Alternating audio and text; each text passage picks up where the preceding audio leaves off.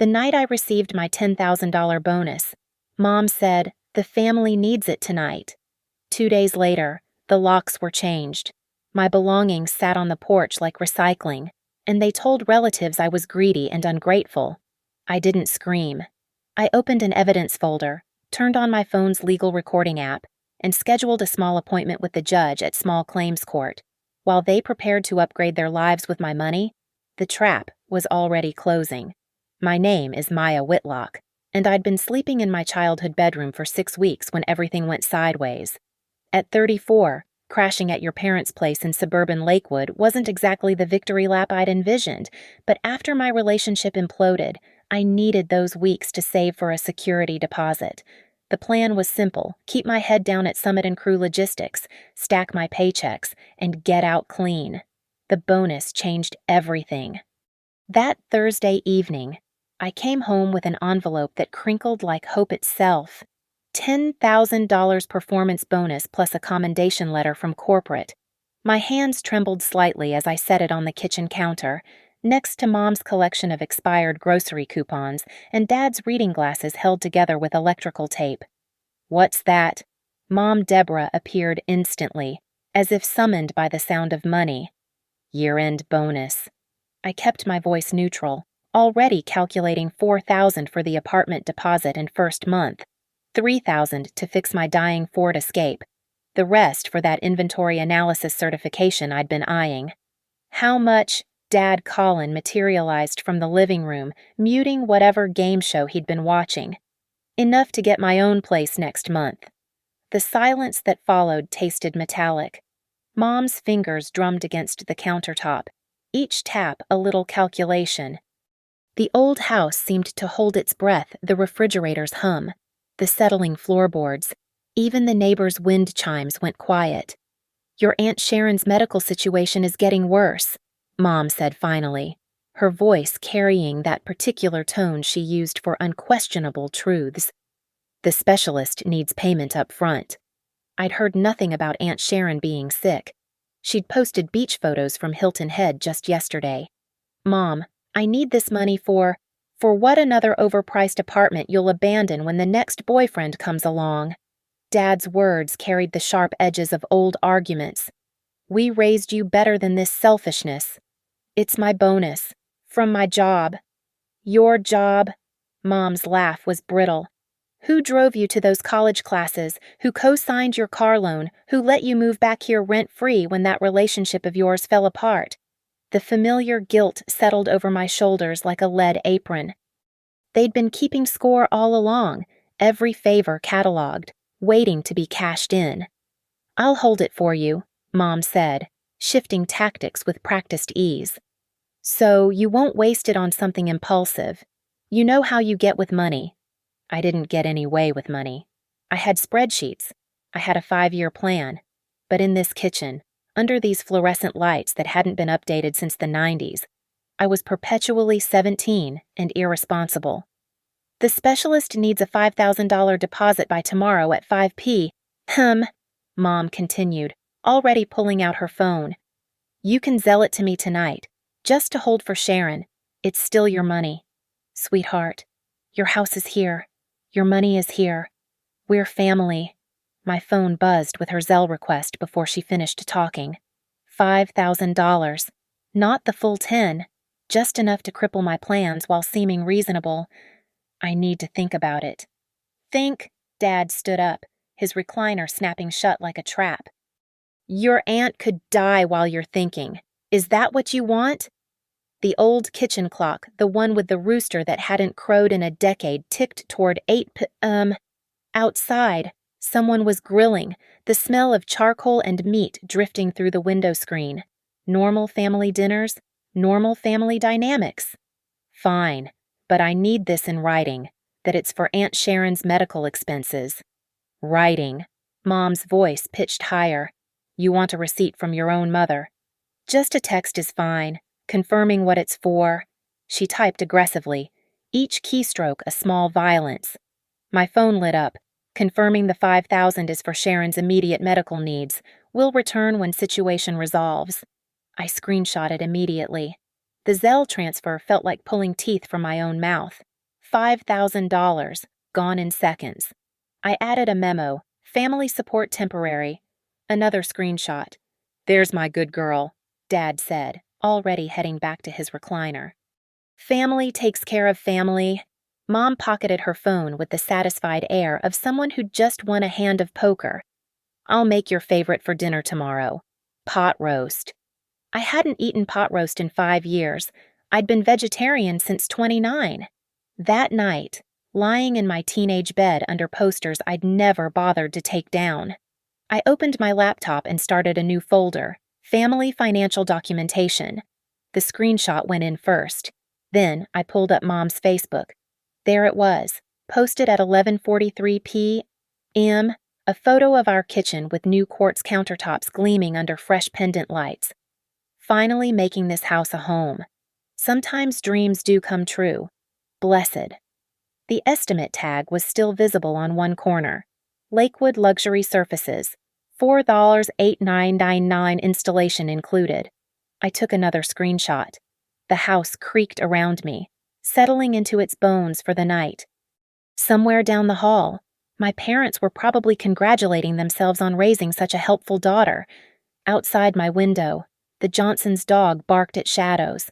I pulled up my banking app and stared at the depleted balance.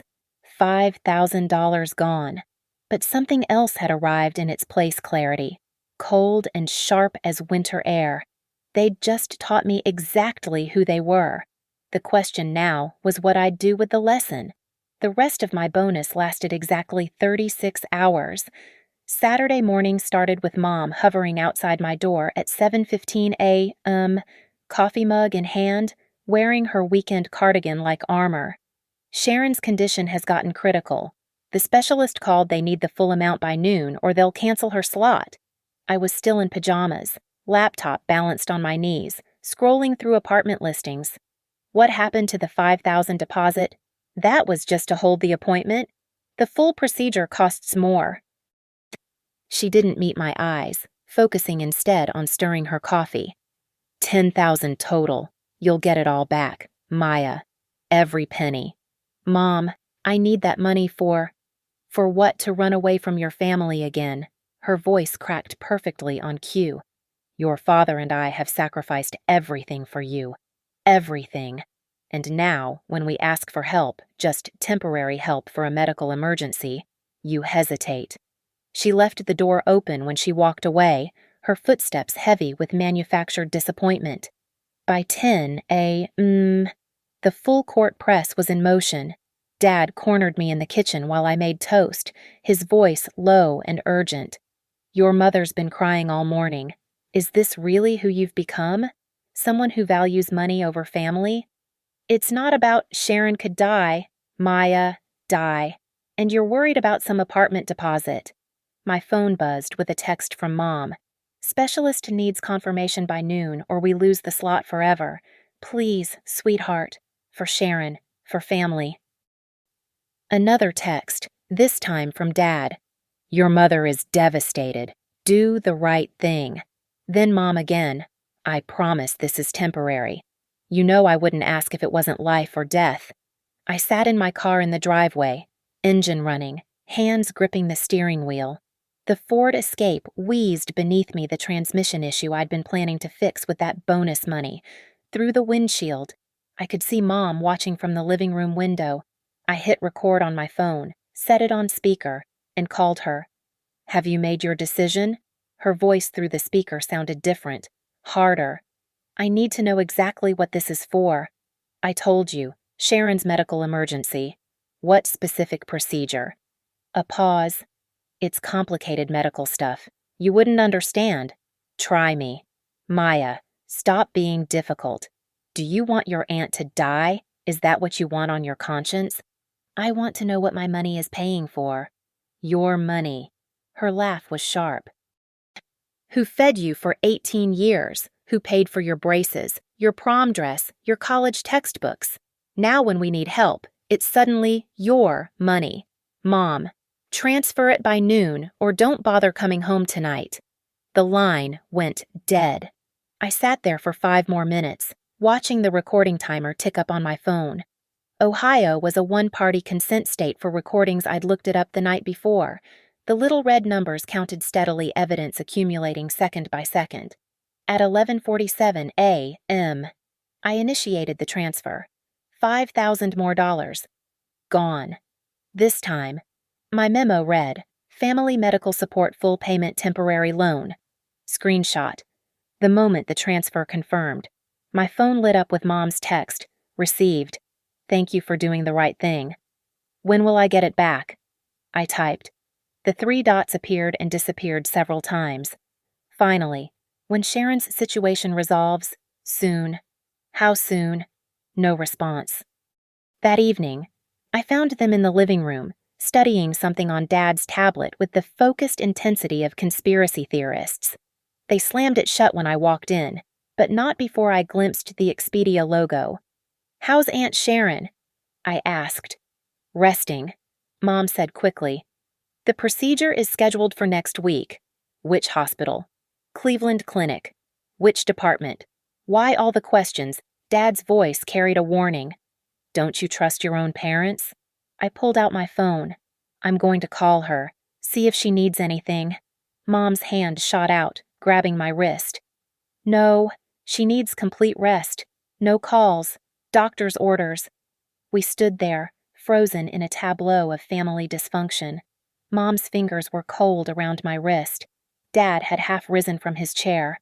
The television played a commercial about retirement planning golden years, sunset beaches, couples holding hands. Okay, I said finally, pulling my hand free. No calls. That night, Mom posted again on Facebook. This time, it wasn't about countertops. It was a photo of 2 airline tickets fanned out like playing cards. Sometimes you just need to invest in your marriage, Cancun. Here we come. God provides. The departure date next Tuesday. I screenshot that too, then opened my recording app and played back the afternoon's call. Mom's voice filled my dark bedroom. Transfer it by noon or don't bother coming home tonight. I created a new subfolder, Evidence. Then I texted my friend Jenna, who worked as a paralegal at a mediation firm downtown. Random question: if someone borrows money for a specific purpose but uses it for something else, is that fraud? Her response came immediately. Honey, what did your parents do now? I stared at her text for a long moment.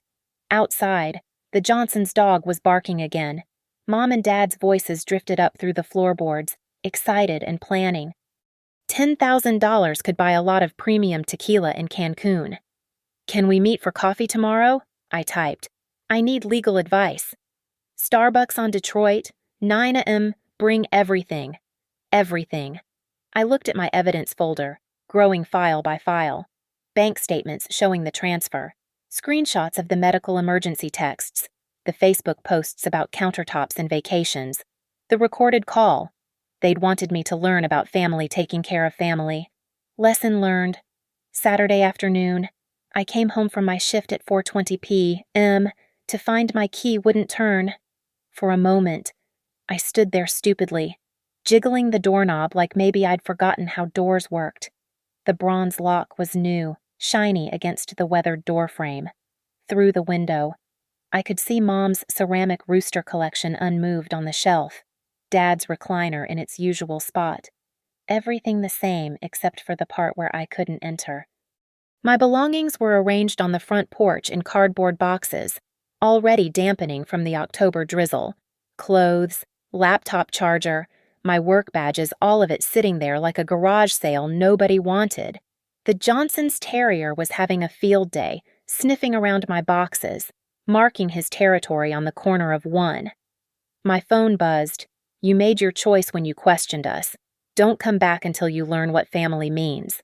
I called Mom, straight to voicemail, called Dad, same. Mrs. Johnson emerged from next door, pretending to check her mail while obviously checking the drama. Everything okay, honey? Fine, I managed, loading soggy boxes into my wheezing Escape. Just moving out. Oh, her face cycled through curiosity, judgment, and false sympathy. Your mother mentioned you've been difficult lately. Of course she had. By 6 p.m. The family group chat was on fire.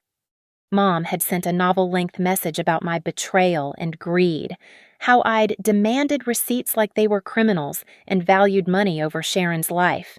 The relatives piled on Cousin Brenda. Wow, Maya, your parents deserve better. Uncle Tony, disgusting behavior. They raised you better than this. Aunt Linda, praying for you to find your way back to family values. Then, at 7:12 p.m., a private message from Aunt Sharon. Maya, what's this about my medical emergency? I just got back from yoga. I'm fine. I screenshot that immediately. Mom told everyone you needed $10,000 for a life-saving procedure. I typed back. What, I haven't been sick in 2 years? Oh my God. Maya, I'm so sorry. I had no idea. Can you send me a text confirming you're not sick and didn't ask for money? Already typing it. Her confirmation came through, followed by, I'm posting in the family chat right now. But when I checked, her message had already been deleted. Mom had admin rights. I slept in my car that night, parked in a Walmart lot between an RV and another car that looked lived in too. The Ford's seats didn't recline properly, and the October cold crept through every seal. My phone died around midnight, and I lay there listening to shopping carts rattle across asphalt, security lights buzzing overhead. At 3 a.m., it hit me they'd planned this. The lock change happened too fast to be spontaneous. They'd probably bought it the moment my second transfer cleared. Sunday morning, I drove to Planet Fitness, used my membership for a shower, then sat in their lobby using their Wi-Fi to apartment hunt. Every listing wanted first month, last month, security deposit, money I no longer had. Mom posted a Sunday church selfie, prayers for wayward children who lose their way. God tests us with difficult offspring, but we persevere in love. 43 likes, 12 praying hands emojis. The comments were a masterclass in public manipulation. You're such good parents. She doesn't deserve you. This generation has no respect. I typed out a comment with screenshots of Sharon's texts, then deleted it. Playing defense in their arena would only make me look desperate. Instead, I messaged Jenna, can we move our coffee to today, currently homeless? Oh shit, come over, now. Jenna lived in a studio in Ohio City, the kind with exposed brick and pipes that developers called industrial chic to justify the rent. She took one look at me and pulled me inside. Tell me everything. I showed her the folder, the transfers, the recordings, the messages, Sharon's confirmation, the Facebook posts about countertops in Cancun. Your parents are idiots, she said finally. They put everything in writing. Maya, this is fraud, clear cut. They're my parents, who just made you homeless after stealing $10,000. Borrowing. Did they call it borrowing when they changed the locks? She pulled up something on her laptop. Look, my firm has this template for family financial agreements. People use it all the time when lending money to relatives. It's legally binding. They'll never sign that. They might, if you frame it right. Make it seem like you're accepting their terms. Being responsible, whatever speaks their language. Then, if they don't pay back, I can sue my own parents. Small claims court, no lawyer needed, up to $15,000 in Ohio. She studied my face. Maya, they threw you out. They stole from you. They're telling everyone you're a monster. What exactly are you trying to preserve here? Outside Jenna's window, Cleveland was waking up. Sunday traffic, church bells, normal people living normal lives where parents didn't steal their children's money and call it love. Can I crash here for a few days? I asked. Just until I figure things out. Girl, you can stay as long as you need. But Maya, she gripped my shoulders. Stop playing defense. They declared war when they changed those locks. You need to decide, are you going to let them win, or are you going to fight back smart?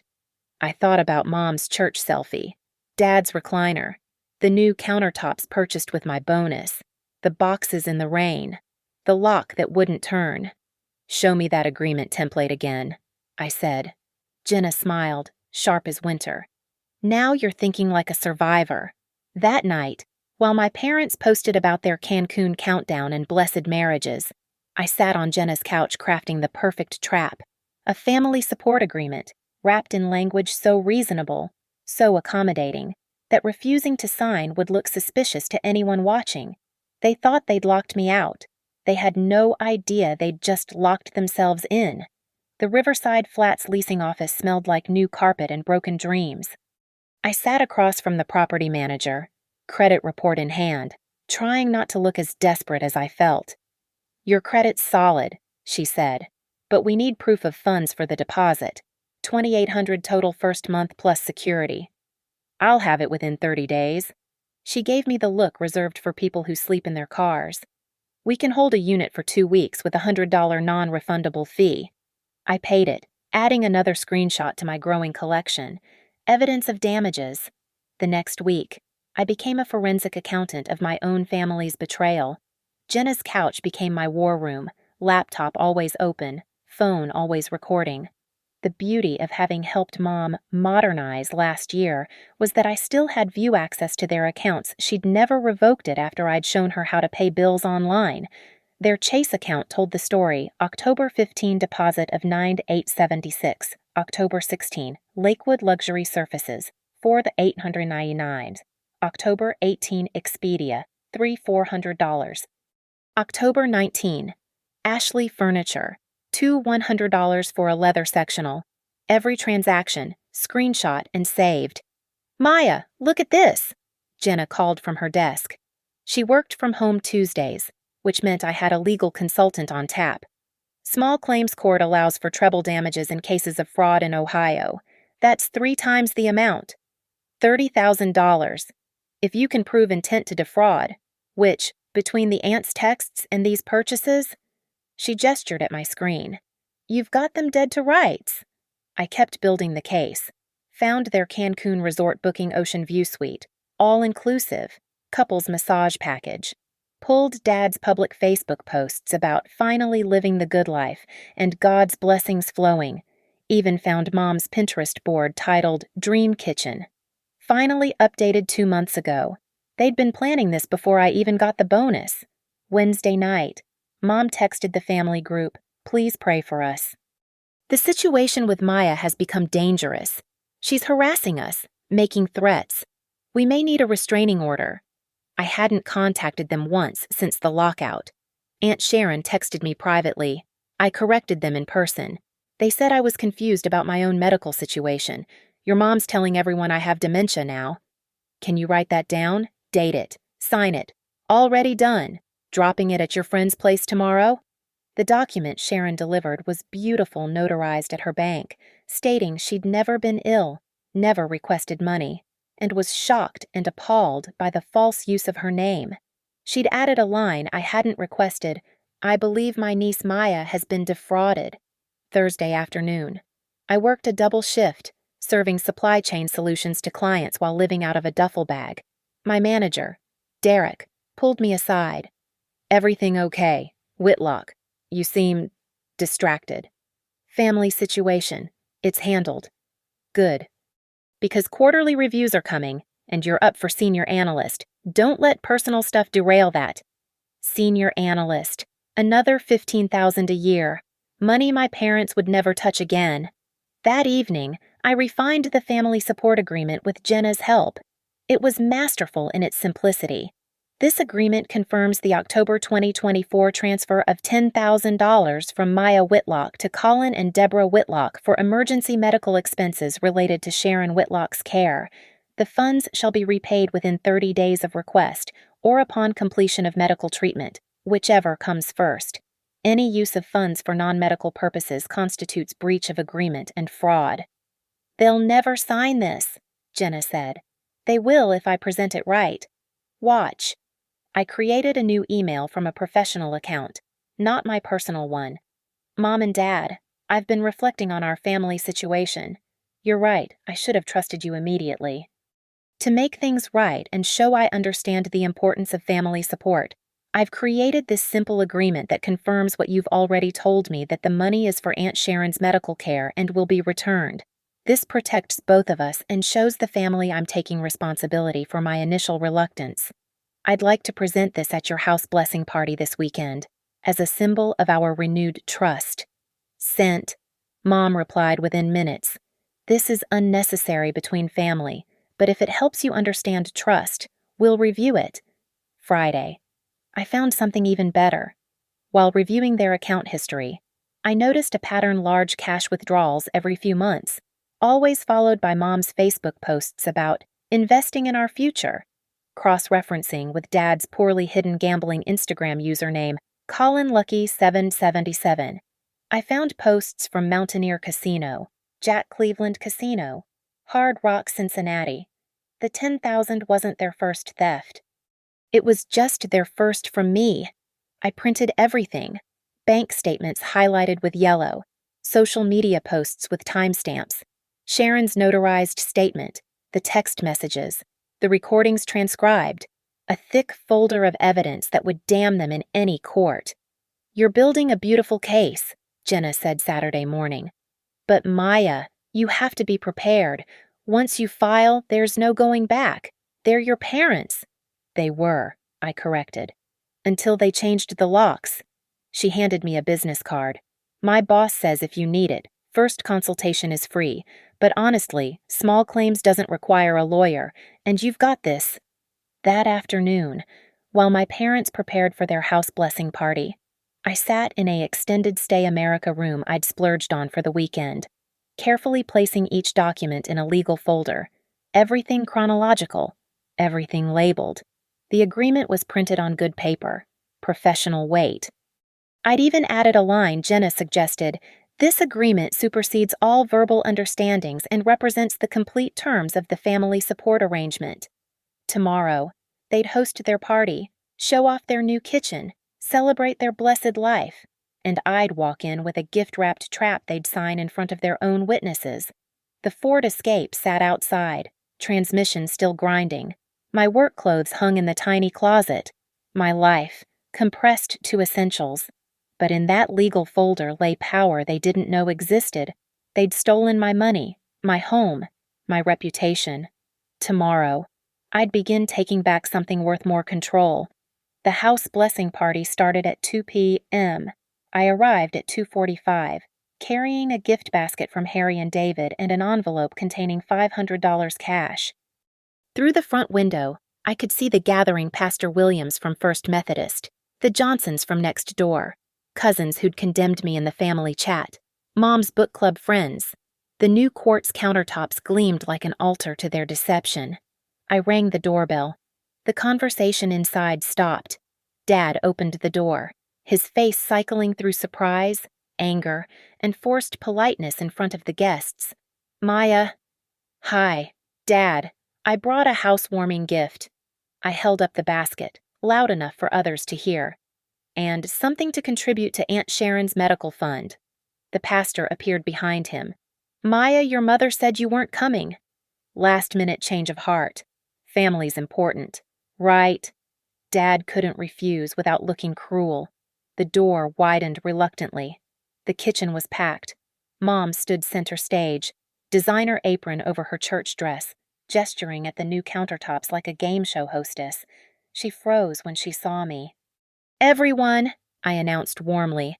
I wanted to apologize for any family tension recently. I've brought something to make it right. The crowd murmured approvingly. Nothing church people loved more than public reconciliation. I pulled out the envelope, making sure everyone could see the cash. $500 additional support for Aunt Sharon's medical expenses. I turned to Mom. I know the $10,000 I already gave isn't enough for everything she needs. Mom's smile went rigid. Several guests looked confused. $10,000, Mrs. Johnson whispered, for Sharon's treatment. Yes, I said innocently. Mom, should we tell them about Aunt Sharon's condition? I know it's private, but everyone's been so supportive. Pastor Williams stepped forward. I had no idea Sharon was ill. We should add her to the prayer list. Mom started, then stopped. Aunt Sharon was literally standing in the corner, eating spinach dip, healthy as a horse. I'm fine, Sharon said loudly. Never been better. The room went silent. Oh, I exclaimed. Has her condition improved? That's wonderful. That means the money can be returned. Right. Mom's face was approaching burgundy. This isn't the time. Actually, it's perfect timing. I pulled out the agreement. Since everyone's here to witness God's blessings on this house, we can formalize the family support arrangement. It just confirms what you've already told me, that the $10,000 was for medical expenses and will be returned. I placed it on the new counter, the paper bright against the quartz. Pastor Williams, would you mind witnessing this? It's important to handle family financial matters properly. Don't you think? The pastor, ever helpful, moved closer. Certainly. Transparency in family dealings honors God. Mom stood trapped between her public image and the truth. Dad's jaw worked silently. It's simple, I continued, reading aloud.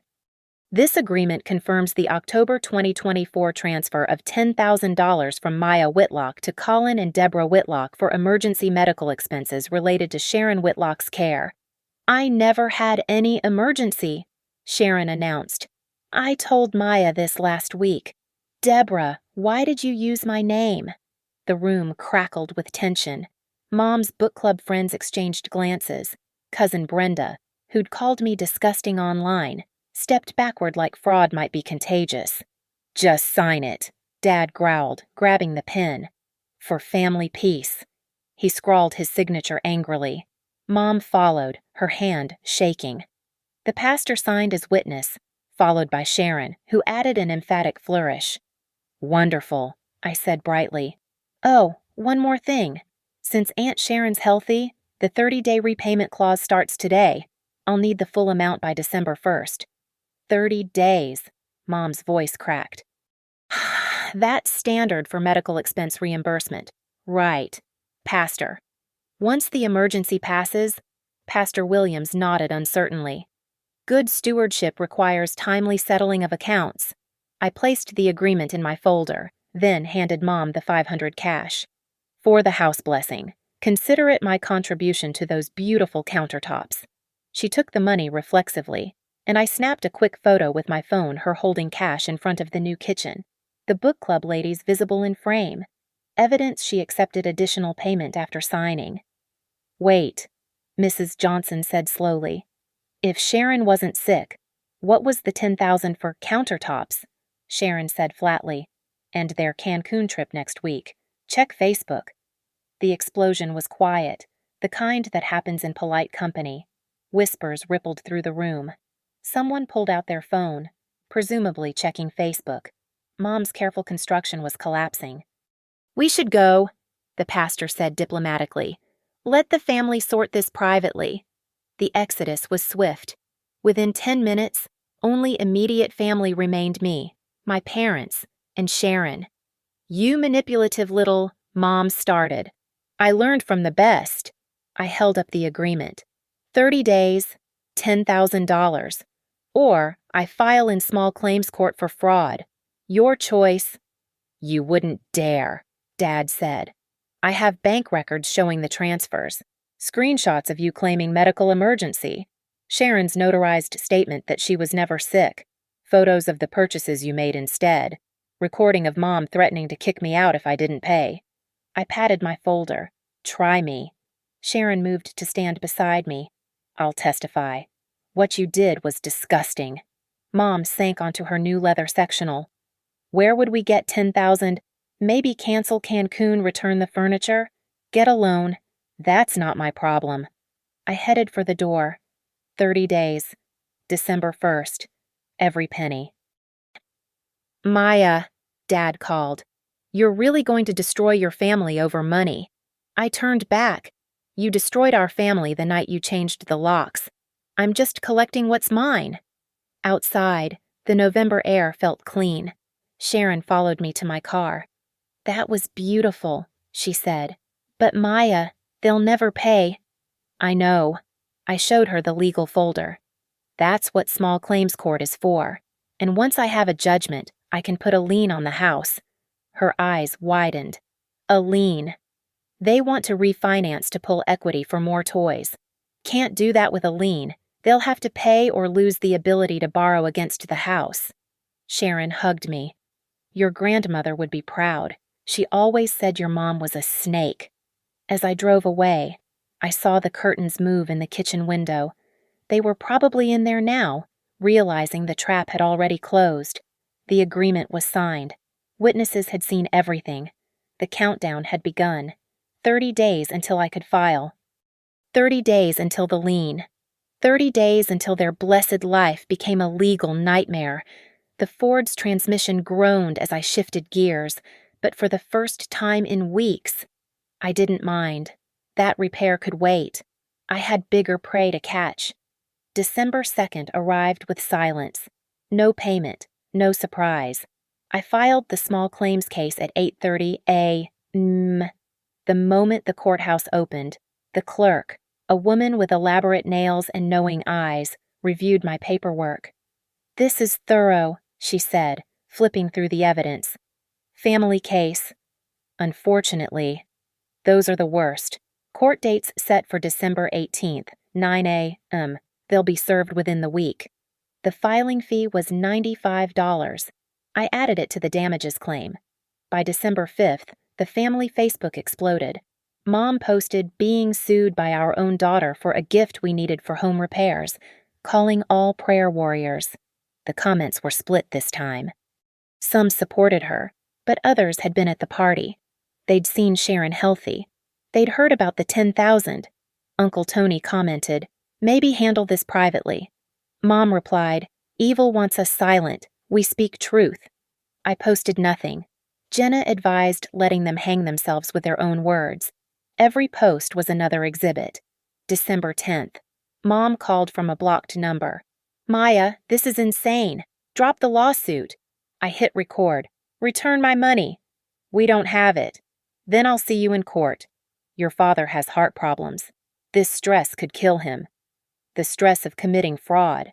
It wasn't fraud. We needed it. For Aunt Sharon's medical emergency. Silence. That's what I thought. "See you on the 18th? The morning of court. I arrived early. Evidence organized in a legal briefcase Jenna had lent me. My parents came in 5 minutes before 9. Mom clutching Dad's arm like they were approaching the gallows. Judge Patricia Mendez presided mid-50s. No nonsense. Reading glasses on a chain. She reviewed the case summary.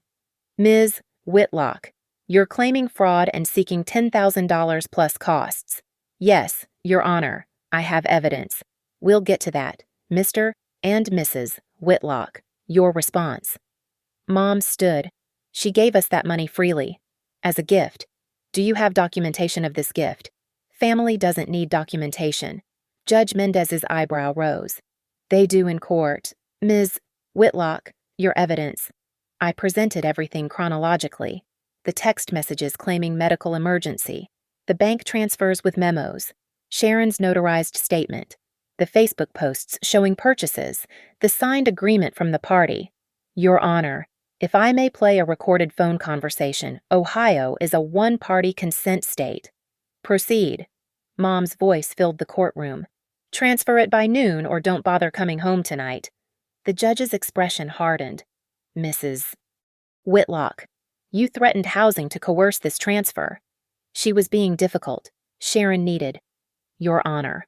I interrupted. "Mrs. Sharon Whitlock is present as a witness." Sharon stood.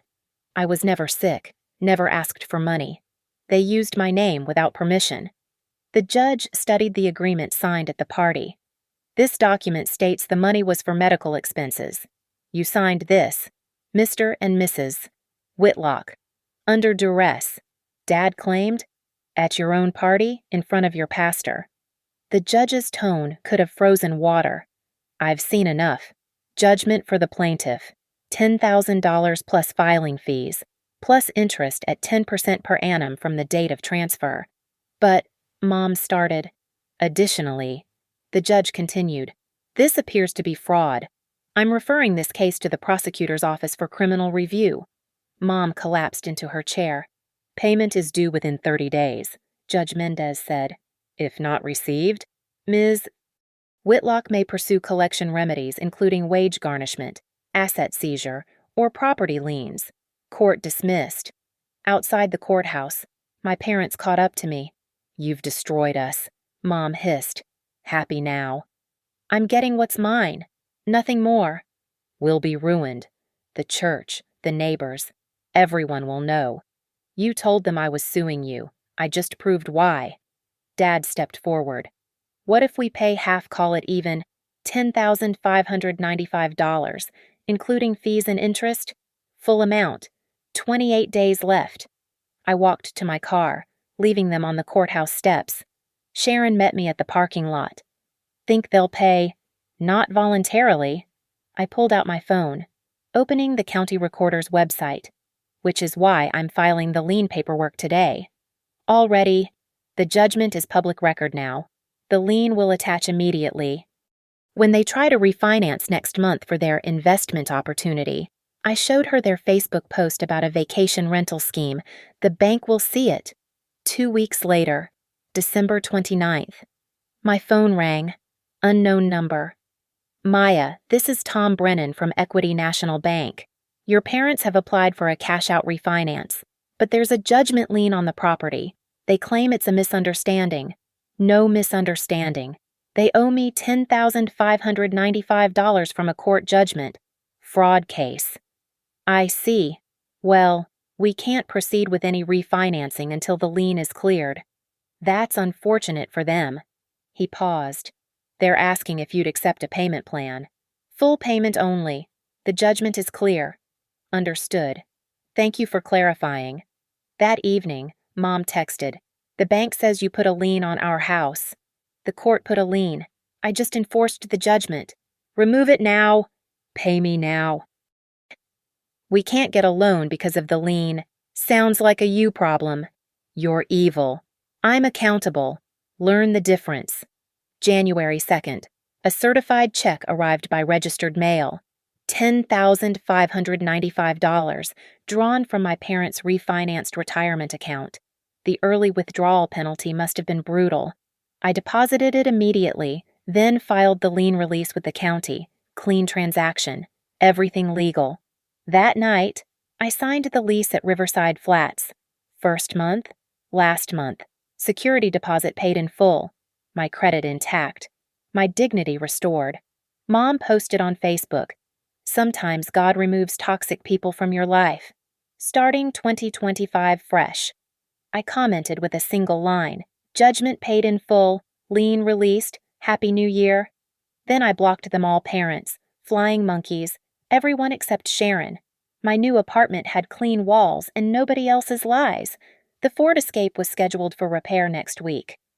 My senior analyst promotion was under review.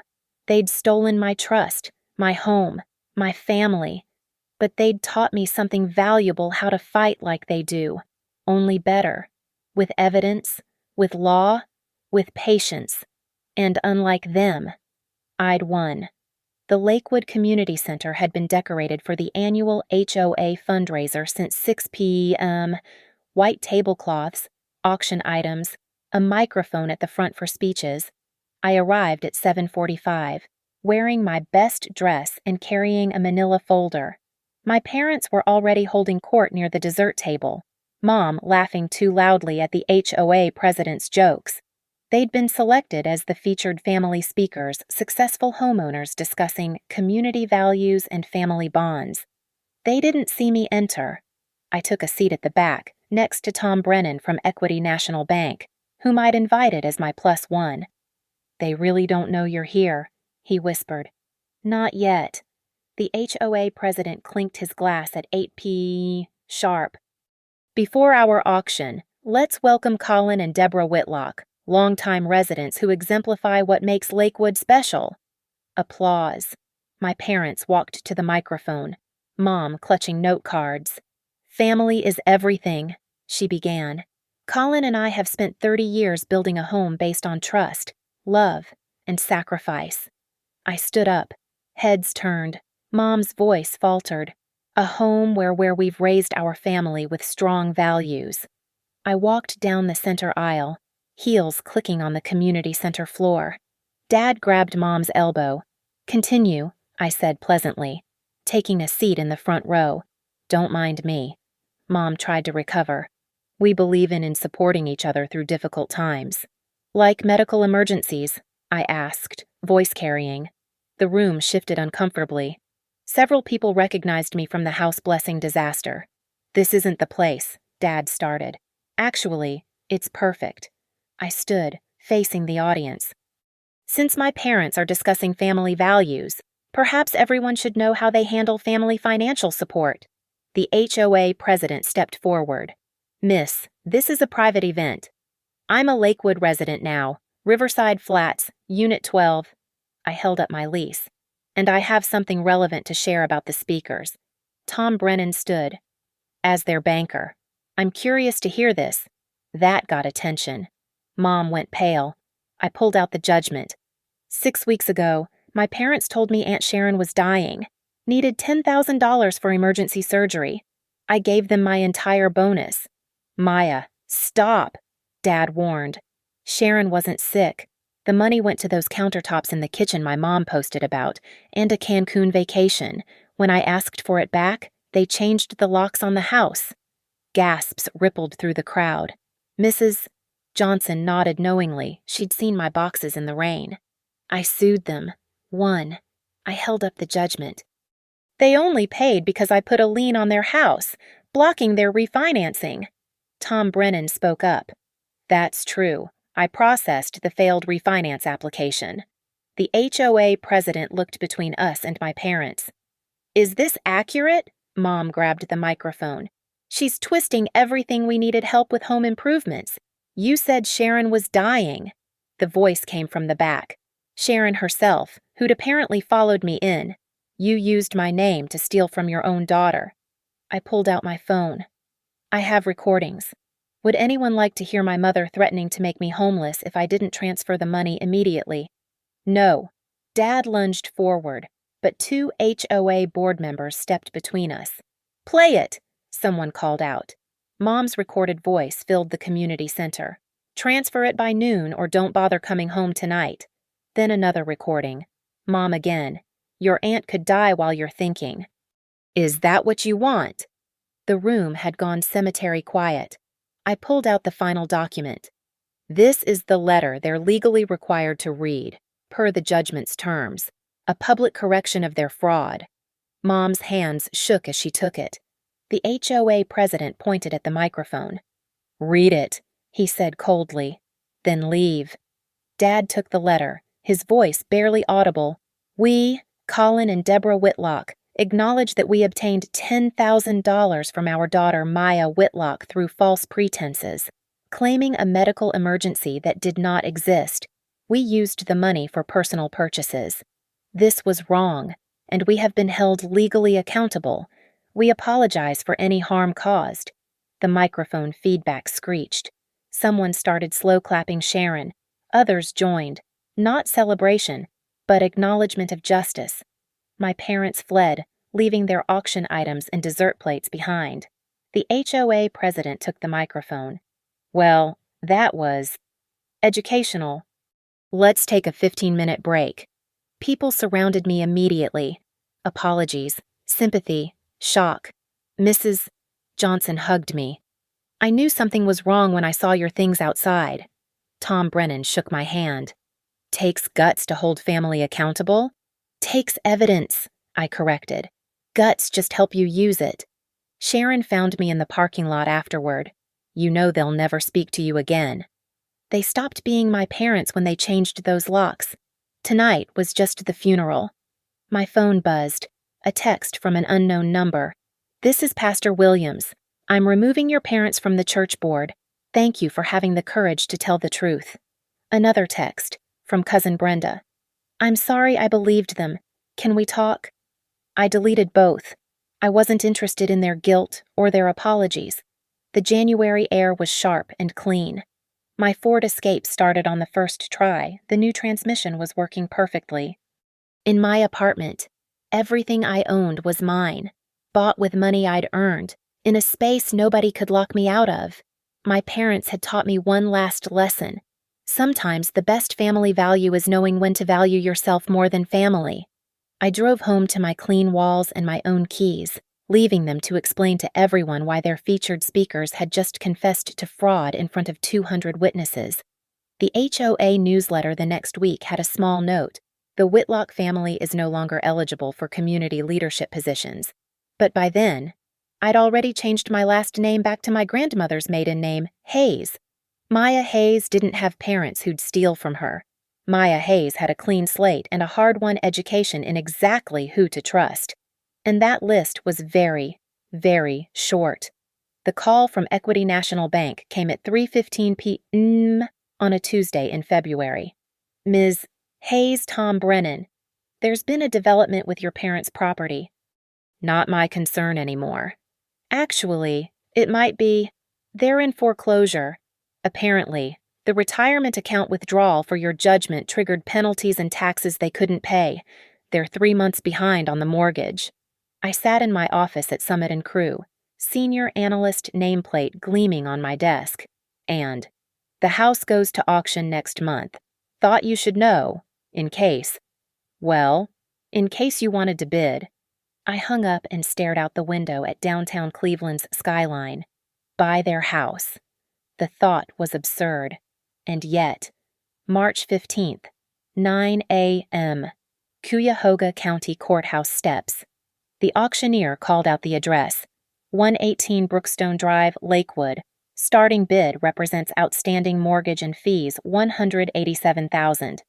My parents stood at the edge of the crowd, Mom clutching a tissue, Dad stone-faced. They didn't see me. 187, a developer called out. 190, another investor. 200,000, I said. Every head turned. Mom's tissue fell from her hand. 205, the developer countered. 220, I said calmly. The developer calculated, shook his head.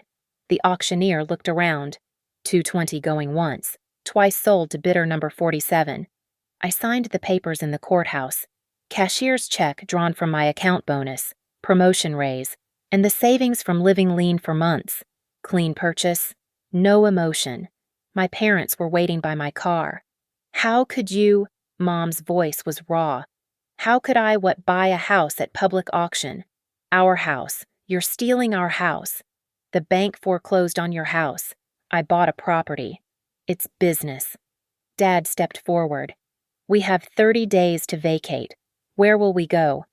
Not my problem. Maybe ask the family that supposedly takes care of each other. Maya, please. It's Ms. Hayes, and you have 29 days now. I drove to Riverside Flats, packed my things into boxes, the same cardboard boxes they'd left my belongings in, which I'd kept poetic. 2 weeks later, I did the final walkthrough with the bank representative. My parents had left the day before, taking everything except the new countertops they couldn't pry off and the memories soaked into the walls. I stood in the kitchen where Mom had demanded my bonus, the living room where Dad had called me selfish, the front door where they'd changed the locks. You keeping it or flipping it? The bank rep asked. Neither. I hired contractors the next day, not for renovation, for restoration. Every improvement my parents had made with my money was removed. The gaudy countertops, gone. The pretentious fixtures returned to simple functionality.